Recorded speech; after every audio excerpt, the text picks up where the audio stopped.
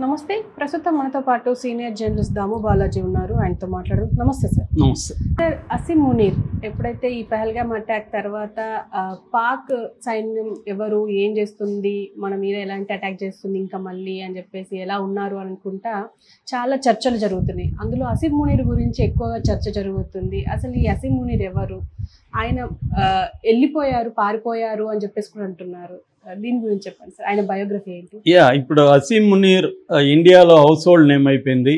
ప్రతి ఒక్కరికి ఇవాళ అసీం మునీర్ ఎవరని తెలిసిపోయింది.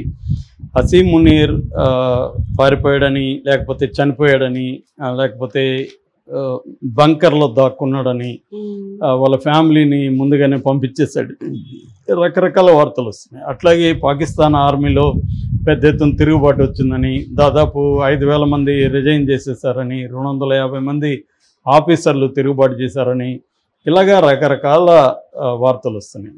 అసలు అసీం మునీర్ నిజంగా ఎవరు, ఆయన బ్యాక్గ్రౌండ్ ఏంటి, ఆయన ఈ స్థాయికి ఎలా వచ్చాడు, నిజంగా అసీం మునీర్ వీళ్ళు చెప్తున్నంత కామెడీ లేకపోతే పిరికివాడ, అసీం మునీర్ చాలా అడ్వాన్స్డ్ నాలెడ్జ్ ఉన్న వ్యక్తి, అసీం మునీర్ని మనం ఎలా అర్థం చేసుకోవాలి, అసీం మునీర్ సైకలాజికల్ ప్రొఫైల్ మన ఇండియన్ ఆర్మీ దగ్గర ఉందా, ఎందుకంటే ఇప్పుడు అసీం మునీర్తోనే మనం ఎదుర్కోవాలి. మనం ఇండియా పాకిస్తాన్తో యుద్ధం చేయడం అంటే పాకిస్తాన్ ఆర్మీ చీఫ్ అసీం మునీర్ని మనం కరెక్ట్గా అంచనా వేసి అతను వ్యూహాలు ఏంది, మనం ఒక స్టెప్ వేస్తే అతను ఏం స్టెప్ వేస్తాడు, ఇవన్నీ ఉండాలి. యుద్ధం అంటే మనం ఇక్కడేదో కూర్చొని చర్చించినట్టుగా ఉండదు.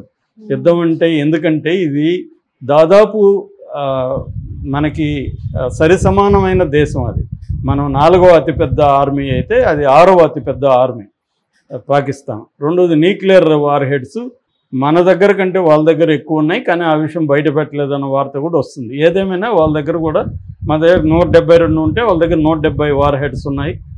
వాళ్ళకి చైనా సపోర్ట్ ఉంది, అట్లాగే టర్కీ సపోర్ట్ చేస్తుంది. గల్ఫ్ కంట్రీస్ కూడా అసీం మునీర్కి బాగా క్లోజు. అమెరికా ఏమో రెండు వైపులా డ్రామా ఆడుతుంది. ఇలాగా ఒక ఇంటర్నేషనల్ సిచ్యువేషన్ ఉన్నప్పుడు ఇండియా చాలా జాగ్రత్తగా అంచనా వేసి స్టెప్ వేయాలి.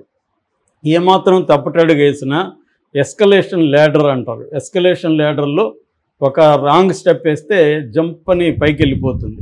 సో మనవాళ్ళు ఏంటి, మనకి ఈ మధ్యకాలంలో ఇజ్రాయిల్ అక్కడ పాలస్తీనా దీని మీద గాజా మీద దాడి చేసింది కదా, అట్లాగే ఇరాన్ మీద దాడి చేసింది కదా, లెబనాన్ మీద దాడి చేసింది కదా, మనం కూడా అలాగ పాకిస్తాన్ మీద దాడి చేయొచ్చని వీళ్ళు నమ్ముతున్నారు. గాజా వేరు, లెబనాన్ వేరు, ఇరాన్ వేరు, పాకిస్తాన్ వేరు, పాకిస్తాన్ బలాలు వేరు. ఇరాన్ మీద కూడా గట్టిగా ఏం దాడి చేయలేదు ఇజ్రాయెల్, ఓన్లీ గాజా మీద చేసింది. ఎందుకంటే గాజా దగ్గర ఏ రకమైన డిఫెన్స్ సిస్టమ్స్ లేవు, న్యూక్లియర్ వెపన్స్ లేవు. ఇరాన్ దగ్గర ఉన్నాయి కాబట్టి ఇరాన్తో భయంగానే ఉంది. కాబట్టి ఏది కూడా సరిగ్గా శత్రువుని సరిగ్గా అంచనా వేయడం అనేది ఇంపార్టెంట్. మనకేమో శత్రువు పనికిమాలోడంట, దాక్కున్నాడంట, అతనికి వామిట్ అవుతుందంట, ఇంకొకటి అవుతుందంట అని చెప్పుకోవడం బాగానే ఉంటుంది, సినిమాటిక్గా బాగానే ఉంటుంది.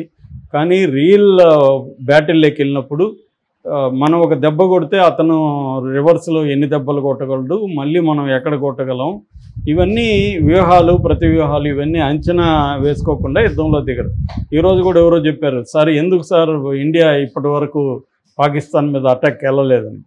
సో వాళ్ళకి ఏంటంటే మోడీ చెప్పేశాడు, వాడిని వెంటాడుతాం అది ఇదని చెప్పాడు, మరి ఇంకా ఎందుకు వెళ్ళలేదు, ఈరోజు వెళ్ళాలా రేపు వెళ్తారేమో అనుకుంటుంటే ఏంటి ఇంకా లేట్ చేస్తున్నారు అన్నట్టు. వీళ్ళదేం పోయింది, వీళ్ళ ఎక్కడో యుద్ధం జరుగుతుంటుంది, మనం హాయిగా ఉందాం అనుకుంటారు. కాబట్టి అసీం మునీర్ని కరెక్ట్గా అంచనా వేయడం అనేది ఇంపార్టెంట్. రీసెంట్గా ఇండియన్ మీడియా కూడా అసీం మునీర్ని అంచనా వేయడంలో ముఖ్యంగా ఇండియా టుడే కవర్ పేజీ కథనాన్ని తీసుకొచ్చింది, అసీం మునీర్ మీద సమగ్రంగా ఇచ్చేసింది. అట్లాగే గ్రోక్లో కూడా పాకిస్తాన్లో అసీం మునీర్ని గురించి ఏమనుకుంటున్నారు, ఇండియాలో ఏమనుకుంటున్నారు, వివిధ ప్రపంచ దేశాలు అసీం మునీర్తో ఎలా ఉన్నాయి, అసీం మునీర్ని మనం అసలు ఎలా అర్థం చేసుకోవాలి అనేది యాంగిల్లో వచ్చాయన్నమాట. ఈ స్టడీస్ అంతా నేను చూశాను, బట్ ఎక్కువ టైం లేదు కాబట్టి బ్రీఫ్గా నేను చెప్తాను. అసీం మునీర్ వాళ్ళ ఫ్యామిలీ ఒకప్పుడు ఇండియాలోనే ఉన్నారు. వాళ్ళు ఇండియాలో పంజాబ్లో జలంధర్ దగ్గర ఉన్నారు. అయితే మనకి పాకిస్తాన్గా విడిపోయినప్పుడు అక్కడి నుంచి కొంతమంది హిందువులు సిక్కులు ఇండియాకి వచ్చేసారు. ఇక్కడ నుంచి ముస్లింలు పాకిస్తాన్కి వలస వెళ్ళారు. అలాగా వీళ్ళ ఫ్యామిలీ కూడా వలస వెళ్ళింది పాకిస్తాన్కి. వలస వెళ్ళి ముందు తోబా తెక్ సింగ్ అనే ఒక ఏరియాలో ఉన్నారు. అక్కడి నుంచి రావల్పిండి అనే ఏరియాకి వాళ్ళు వెళ్ళి స్థిరపడ్డారు. వీళ్ళ నాన్న సయ్యద్ సర్వార్ మునీర్ షా, ఈయన స్కూల్ ప్రిన్సిపాల్. అక్కడ ఎఫ్జీ టెక్నికల్ హై స్కూల్ అని ఉంది రావల్పిండిలో. ఆ స్కూల్కి ఈయన ప్రిన్సిపాల్, బాగా వెల్రెడ్గా అయ్యి. అట్లాగే ఈయన్ను ఇమాం అంటారు. ఇమాం అంటే మసీదులో ప్రేయర్స్ చెప్తారు కదా, రోజు మార్నింగ్ ఈవినింగ్ ప్రేయర్స్ చెప్తారు కదా, వాళ్ళని ఇమామ్స్ అంటారు. సున్నీ ముస్లిమ్స్. సో ఈ సున్నీ సెక్ట్లో ఇమాం అంటారు. వీళ్ళ ఫాదర్ ఇమాము ఖురాన్ని బాగా చదువుకున్న వ్యక్తి అనమాట. సో ఖురాన్ని బాగా చదువుకున్న వాళ్ళని హఫీజ్ అంటారు. సో వీళ్ళ చిన్నప్పటి నుంచి కూడా వాళ్ళ నాన్న ఖురాన్ని బట్టిన టైప్ అనమాట. ఖురాన్లో ఎక్కడ ఎప్పుడు అడిగినా కొటేషన్ చెప్పగలడు. సో వాళ్ళ నాన్న ఈ అబ్బాయిని కూడా బాగా చదివించాలనేది ప్లాన్ చేశాడు. అంటే వాళ్ళ నాన్నకున్న 2 బలమైన శక్తి ఏంటంటే కేపబిలిటీస్. ఒకటి అకాడమిక్గా ఆయన వెల్రెడ్గా అయి ప్రిన్సిపాల్. రెండోది రిలీజియస్గా కూడా ఆయన కమ్యూనిటీలో చాలా రెస్పెక్టబుల్గా అయ్యి ఖురాన్ని బాగా చదువుకున్నాడు. ఒక హఫీజ్ అనే ఒక స్టేటస్ ఉంది. సో ఈ 2 ఈ కుర్రాడికి కూడా, అసీమ్కి కూడా వచ్చాయి. అసీం పూర్తి పేరు సయ్యద్ అసీం మునీర్ అహ్మద్ షా, సింపుల్గా అసీం మునీర్ అని పిలుస్తారు. సో ఇతను 1968లో పుట్టాడు. అంటే ఇప్పుడు ఎంత, దాదాపు 57 ఇయర్స్. సో ఇతను చాలా వెల్రెడ్గా, చాలా ఎక్స్ట్రాడినరీ, అకాడమిక్గా చూసినప్పుడు అతని కెరీర్ అంతా కూడా ఎక్స్ట్రాడినరీ రికార్డ్స్ ఉందన్నమాట. ఫస్ట్ అతను అక్కడ మార్కజీ మద్రాసా దారుల్ తజ్వీడ్ అని మంగళ, అక్కడ చదువుకున్నాడు. దాని తర్వాత ఓటీఎస్ అంటారు, ఆఫీసర్స్ ట్రైనింగ్ స్కూల్.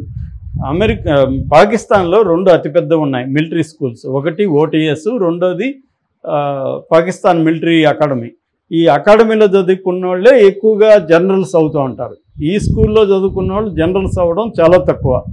ముఖ్యంగా ఈయన ఈ మధ్య కాలంలో ఈయన ఒకడే అనమాట ఇలాంటి స్కూల్లో చదువుకొని. అంటే నెంబర్ 1 అది అనుకుంటే నెంబర్ 2 ఓటీఎస్ అని చెప్పుకోవచ్చు. ఈయన నెంబర్ 2లో చదువుకున్నాడు ఓటీఎస్లో. దాని తర్వాత అప్పుడు చదువుకునేటప్పుడే ఈయనకి 1986లోనే స్వార్డ్ ఆఫ్ ఆనర్ అనే బిరుదు వచ్చింది. అంటే ఎక్స్ట్రాడినరీగా చదువులో ఉండే వాళ్ళకి స్వార్డ్ ఆఫ్ ఆనర్ బిరుదు ఇస్తారు. అలాగే ఈయనకు వచ్చిందనమాట. దాని తర్వాత ఈయన క్వెట్టా అని పాకిస్తాన్లో ఒక టౌన్ ఉంది, అక్కడ కమాండ్ స్టాఫ్ కాలేజీలో మళ్ళీ అక్కడ చదువుకున్నాడు. దాని తర్వాత జపాన్లో ఫిజీ స్కూల్ అని ఉంటుంది, జపాన్ అడ్వాన్స్డ్ మిలిటరీ ట్రైనింగ్ జపాన్లో తీసుకున్నాడు. దాని తర్వాత మలేషియాలో National Defence University, Malaysian Armed Forces Defence College, Malaysia కౌలాలంపూర్లో, అక్కడ ట్రైనింగ్ అయ్యాడు. దాని తర్వాత నేషనల్ డిఫెన్స్ యూనివర్సిటీలో ఎంఫిల్ చేశాడు. So public policy and strategic security management topic మీద ఎంఫిల్ రీసెర్చ్ కూడా చేశాడు. దాని తర్వాత గ్లోబల్ పర్స్పెక్టివ్లో కూడా ఆయన చదువుకున్నాడు. అంటే ఆయనకి అకాడమిక్గా నాలెడ్జ్ బాగా వచ్చింది. తర్వాత గ్లోబల్ స్ట్రాటజీ ఏంటి, పబ్లిక్ పాలసీ ఎలా ఉంటుంది, మిలిటరీ ఇంటెలిజెన్స్ ఆపరేషన్స్ ఎలా చేయాలి, వెల్ రౌండెడ్ పర్సనాలిటీగా డెవలప్ అవడానికి ఈ ఎడ్యుకేషన్ అంతా కూడా ఆయనకి ఉపయోగపడింది. దాని తర్వాత మిలిటరీ కెరియర్ స్టార్ట్ అయింది ఎక్కడంటే 23rd బెటాలియన్లో 2nd లెఫ్టినెంట్గా ఆయన 1986లో జాయిన్ అయ్యాడు మిలిటరీ దీంట్లో. అక్కడ బ్రిగేడ్ మేజర్గా, తర్వాత 86 నుంచి 2014 వరకు బ్రిగేడ్ మేజర్గా పనిచేశాడు. కొంతకాలం ఈయన ఫీల్డ్ కమాండర్గా కూడా పనిచేశాడు. తర్వాత సౌదీ అరేబియాలో కూడా మిలిటరీ దీంట్లో పనిచేశాడు ఈయన. అప్పుడు ఆయనకి సౌదీ అరేబియా గవర్నమెంట్తో కూడా మంచి సంబంధాలు వచ్చాయి. సో అలాగా మెల్లమెల్లగా ఎదుగుతూ వచ్చాడనమాట మిలిటరీలో. లెఫ్టినెంట్ కల్నల్ అయ్యాడు, చీఫ్ ఆఫ్ స్టాఫ్ అయ్యాడు. తర్వాత బజ్వా కింద, ఈయనకు ముందు జనరల్ బజ్వా అంటారు పాకిస్తాన్లో, ఆయన కింద పనిచేశాడు అనమాట ఈయన. అలా ఈయన అనేక ఆపరేషన్స్లో పార్టిసిపేట్ చేస్తూ వచ్చిన వ్యక్తి. ఈయనకి ఏంటంటే ప్రధాన బలాలు చదువు బాగా చదువుకోవడం, పుస్తకాలు, ముఖ్యంగా మిలిటరీ ఆపరేషన్స్ సంబంధించి ఇంటర్నేషనల్గా వచ్చిన బెస్ట్ బుక్స్ అంతా ఈయన చదివాడు అనమాట. ఒక్కొక్క పాస్ట్లో జరిగిన యుద్ధాల్లో ఆపరేషన్స్ ఏంటి, స్ట్రాటజీ ఏంటి, దాని మీద పుస్తకాలన్నీ ఈయన చదివాడు. రెండోది, ఈయనకి ఖురాన్ బట్టి పట్టేశాడు. ఖురాన్ బట్టి పట్టడం వల్లనే ఈయనకి హఫీజీ ఖురాన్ అనే బిరుదు కూడా వచ్చింది. అంటే ఖురాన్ని బట్టి పట్టిన జనరల్స్ ఈయన ఒకడే పాకిస్తాన్లో ఇప్పటివరకు. ఖురాన్ బట్టి పట్టిన ఆర్మీ చీఫ్ ఎవరు అంటే ఈయన ఒకడే అనమాట. అంతగా ఈయనకి మతం అనేది ఇది ఉంది. సో దాని తర్వాత ఈయన డిఫెన్స్ ఇంటెలిజెన్స్ డైరెక్టర్ అయ్యారు, director general defence intelligence, military ఇంటెలిజెన్స్కి. దాని తర్వాత 2019లో ఐఎస్ఐ అనేది అత్యంత సమర్థవంతమైన పాకిస్తాన్ ఇంటెలిజెన్స్. మన దేశంలో జరిగే అనేక టెర్రరిస్ట్ అటాక్స్ వెనక ఐఎస్ఐ ఉంటుంది. ఇంటర్ సర్వీసెస్ ఇంటెలిజెన్స్ అంటారు ఐఎస్ఐని. దాని చీఫ్గా అయ్యాడు. అసలు ఐఎస్ఐ చీఫ్గా ఉండి ఆర్మీ చీఫ్ అయిన వ్యక్తి ఈయన ఒకడే, ఇంకెవరు లేరు. అయితే ఇక్కడ అంటే ఈయనకి ఇంటెలిజెన్స్ సర్వీసెస్, తర్వాత ఆపరేషన్స్, ఫీల్డ్ అనుభవము, స్ట్రాటజీస్ ఎలా వేయాలి, అన్ని రకాల ఎక్స్పీరియన్సెస్, ఫస్ట్ హ్యాండ్ ఎక్స్పీరియన్సెస్ ఉన్నాయి. థియరీలో పుస్తకాలు చదువుకునేది కాదు. ఈయన అనేక రకాల పదవులు చేసి అనేక క్రైసిసెస్లో, యుద్ధాల్లో ఆరితేరిన వ్యక్తి అనమాట.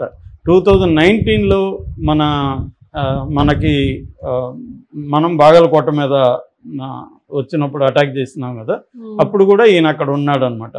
సో ఈయనకి వీళ్ళ బాస్ బాజ్వాకి ఈయనకి తేడా ఏంటంటే, బాజ్వా కొంత బిగినింగ్లో కార్గిల్ వార్ ఆ టైంలో కూడా బాజ్వా యాక్టివ్గానే ఉన్నాడు. దాని తర్వాత 2019 మనకి వాళ్ళకి మధ్య గొడవలు వచ్చినప్పుడు ఉన్నాడు.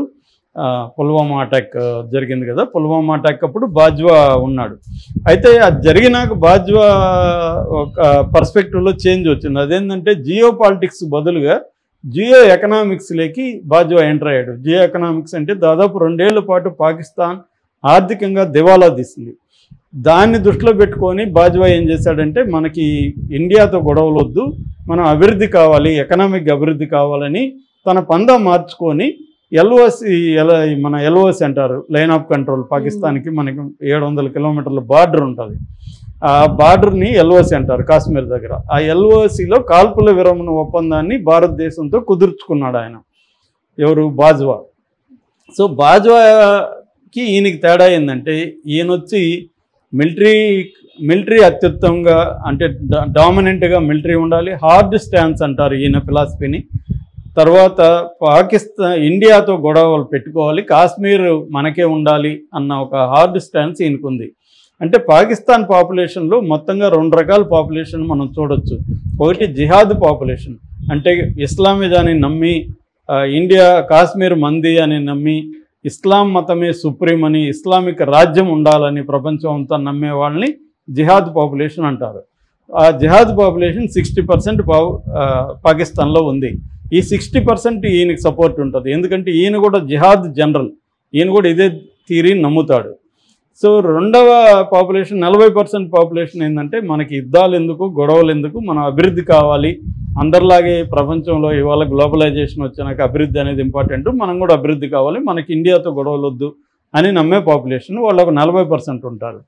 ఇక్కడ ఏమైందంటే, ఈయనకి పొలిటికల్గా ఈ ఐఎస్ఐలో ఉన్నప్పుడు ఇమ్రాన్ ఖాన్తో ఈయనకు గొడవలు వచ్చాయి. ఇమ్రాన్ ఖానే ఈయన ఐఎస్ఐ డైరెక్టర్ జనరల్గా చేశాడు. అయితే ఇమ్రాన్ ఖాన్ భార్య లంచాలు తీసుకుంటుందని ఇమ్రాన్ ఖాన్కే ఈయన రిపోర్ట్ సబ్మిట్ చేశాడు. దాంతో ఇమ్రాన్ ఖాన్కి కాలింది, నా భార్య మీద నువ్వు చెప్తావు అని చెప్పి ఈయన్ని తీసిపడేశాడు. తీసిపడేసేసరికి ఇమ్రాన్ ఖాన్ మీద ఇతనికి కోపం వచ్చింది, నన్నే తీసేస్తావని. ఈ లోపల ఏమైంది, ఇతన్ని తీసేశాడు, ఇతనికి ఏదో వేరే పోస్ట్ ఇచ్చాడు మిలిటరీలో. ఈ లోపల షహబాజ్ షరీఫ్ పోటీ చేయడం మొదలుపెట్టాడు. ఆ టైంలో ఈయన షహబాజ్ షరీఫ్ని తన కంట్రోల్లోకి తీసుకున్నాడు. ఇమ్రాన్ ఖాన్ ఇద్దరికి ఎనిమి కాబట్టి ఇమ్రాన్ ఖాన్ని దించేశారు వాళ్ళు, ఒక కుట్ర చేసి దించేసి. ఈయన ఏం చేశాడంటే, సుప్రీంకోర్టును కూడా మ్యానిపులేట్ చేసి సుప్రీంకోర్టు జడ్జిలని ఇది చేసుకొని ఇమ్రాన్ ఖాన్కి 14 ఏళ్ళు జైలు శిక్ష వేసేశాడు. ఇమ్రాన్ ఖాన్ 2 ఏళ్ళుగా జైల్లో ఉన్నాడు. దాంతో షహబాజ్ షరీఫ్ ఏం చేశాడు, ఈయన్ని ఆర్మీ చీఫ్ చేసేసాడు.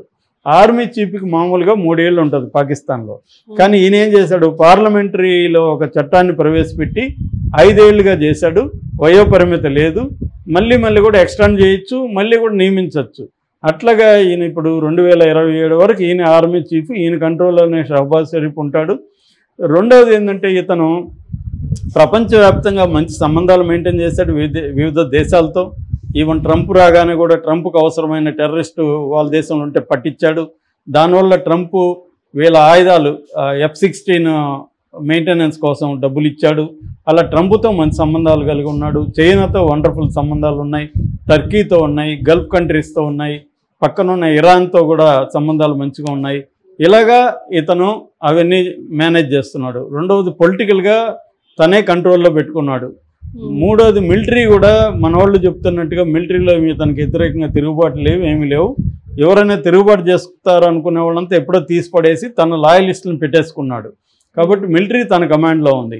ఇక నెక్స్ట్ అంశం ఏంటంటే ఇంటర్నల్గా ఒక టెర్రరిస్ట్ వీళ్ళ భాషలో టెర్రరిస్ట్ గ్రూప్స్ 2 ఉన్నాయి. ఒకటేమో బలూచిస్తాన్ లిబరేషన్ ఆర్మీ, రెండోదేమో టెహ్రిక్ ఈ పాకిస్తాన్ తాలిబాన్ అనే ఒక గ్రూప్ ఉంది. సో ఈ 2 గ్రూపులు 2 ఏరియాల్లో పాకిస్తాన్ మీద దాడి చేస్తున్నాయి. ఆ రెండింటిని కంట్రోల్ చేయడంలో ఈయన కొంతవరకు సఫలీకృతమయ్యాడు, పూర్తిగా అవ్వలేదు. అదొక తలనొప్పిగా మారింది. తర్వాత యూత్ ఉన్నారు కదా పాకిస్తాన్లో, యూత్ ఇతని పట్ల వ్యతిరేకత పెంచుకున్నారు. ఎందుకంటే యూత్కి ఇమ్రాన్ ఖాన్ అంటే ఇష్టం, వెరీ పాపులర్. ఇమ్రాన్ ఖాన్ని తను జైల్లో పెట్టాడు. కాబట్టి ఇతనికి నేను చెప్తున్న జిహాద్ పాపులేషన్ సపోర్ట్ ఉంది. యూత్ కానీ డెవలప్మెంట్ కోరుకునే వాళ్ళు కానీ లేకపోతే ఇమ్రాన్ ఖాన్ సపోర్ట్ చేసేవాళ్ళు కానీ ఈయన పట్ల వ్యతిరేకత ఉంది.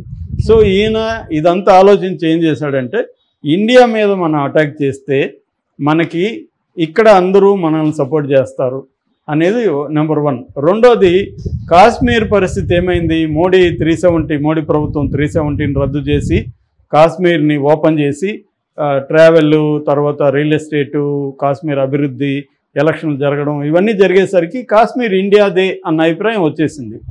కాశ్మీర్ డెవలప్ అవుతుంది. ఇప్పుడు కానీ మనం సైలెంట్గా ఉంటే ఇంకా కాశ్మీర్ మనకు రాదనేది కూడా ఈయన ఉద్దేశం. అందుకని ఈయన కాశ్మీర్ మీద అటాక్ చేయాలని క్యాలిక్యులేటెడ్ రిస్క్ తీసుకున్నాడు. ఇతనేం అమాయకుడు కాదు, మనం అనుకున్నట్టు బఫూన్ కాదు. చాలా well educated, very experienced, very తెలివైన పొలిటీషియన్, తెలివైన ఆర్మీ చీఫ్. సో అతన్ని తక్కువ అంచనా వేసి మనం కానీ యుద్ధంలోకి దిగితే అతను ఆల్రెడీ 10 స్టెప్పులు వేసి పెట్టుకొని ఉన్నాడు. అతను అనుకున్న ట్రాప్లో ఆల్రెడీ ఇండియా పడింది. ఎందుకంటే ప్రజల్లో వ్యతిరేకత ఉనింది. ఇప్పుడు ఎప్పుడైతే ఈ ఇండస్ రివర్ ట్రెటీని మనం రద్దు అంటే తాత్కాలిక అబేయన్స్లో పెట్టామో పాపులేషన్ అంతా ఇప్పుడు ఇతనికి సపోర్ట్ చేయడం మొదలుపెట్టింది. చివరికి ఇమ్రాన్ ఖాన్ జైలు నుంచి కూడా ఇతనికి సపోర్ట్ చేస్తున్నాడు. బద్ధ శత్రువు అయినా కూడా సపోర్ట్ చేయాలని పరిస్థితి. ఎందుకంటే దేశభక్తి, దేశం కోసం ఇండియాతో ఫైట్ చేయడానికి ఇప్పుడు మొత్తం పాకిస్తాన్ అంతా తనకు అండగా నిలబడుతుంది మొత్తం. ఎందుకంటే ఈ సింధు నదుల వల్ల ఇబ్బందులు పడేది ఫస్ట్ ఎవరంటే పంజాబ్ ప్రావిన్స్. పంజాబ్ ప్రావిన్సే బలమైన ప్రావిన్స్. సో ఆ బలమైన ప్రావిన్స్ ఇప్పుడు ఈయన వెనక నిలబడింది. మొత్తం పాకిస్తాన్ అంతా ఈయనకు అండగా నిలబడింది. రెండోది ప్రపంచవ్యాప్తంగా కాశ్మీరు డిస్ప్యూటెడ్ ల్యాండ్ అనే విషయాన్ని కూడా బయటికి చెప్పగలిగాడు. మన ట్రంప్ ఏమన్నాడు, 1500 ల్యాండ్ నుంచి అది కొట్టుకుంటున్నారు అన్నాడు. మనమేమో మొన్నటి వరకు కాశ్మీర్ మందే అనుకుంటున్నాం. సడన్గా మొత్తంగా చెప్పాలంటే ఇప్పటి వరకు పైచేయి అయితే అసీం మునీర్దే ఉంది. సో మనం యుద్ధం అనేది జాగ్రత్తగా చేయకపోతే ఇప్పుడు మనం ఏం చేయాలి, ఓన్లీ టార్గెటెడ్గా